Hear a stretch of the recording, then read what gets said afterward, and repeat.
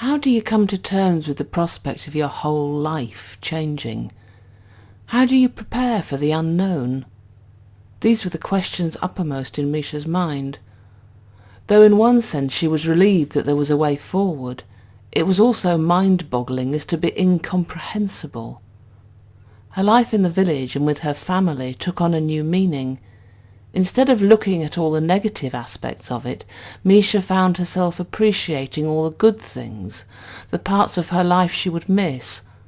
There was a sense of grief at what she was going to lose. Nor would it be a temporary loss. There was no way back. Once they left, there would be no forgiveness or acceptance by the villagers. She worried about her parents. It would be slightly easier for Lek's family. Though they would miss him and grieve for their oldest son, he had a younger brother and sister who could go some way towards filling the gap. Her parents would become childless.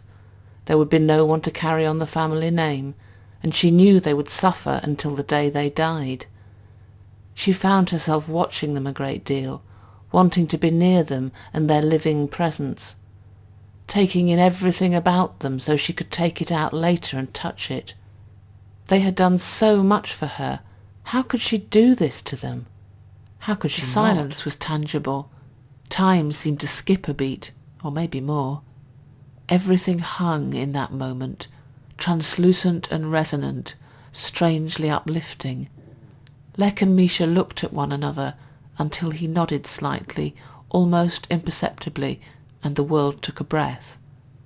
Everyone in that place looked at Lek, turned their heads and looked at Misha, then back again, like some macabre game of tennis.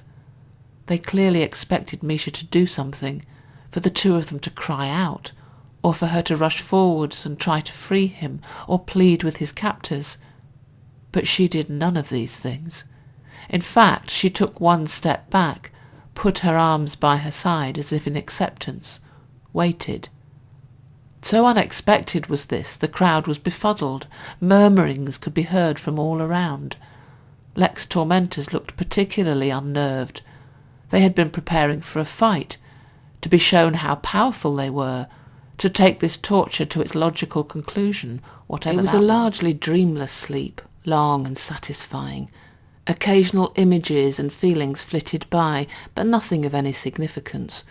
It was the sleep of the innocent, an almost death-like sleep, where they forgot everything, including who they were, and in that stillness and unbeing they were refreshed and renewed. It was disturbed by a shaking, a vibrating that shook their body from side to side, like a mother shaking you awake because you had not heard her gentle calls. They tried to ignore it, but she was not going to go away, and the shaking became more emphatic. Grumbling, they opened their eyes, remembering where it was they had drifted off. This was something of a surprise. They really did expect to wake in a cosy bed. So to discover they were on the hilltop, to feel the cold air on their skin, and to see the wildness woke them quickly. They were still being shaken. No mother this, or at least not of the human variety.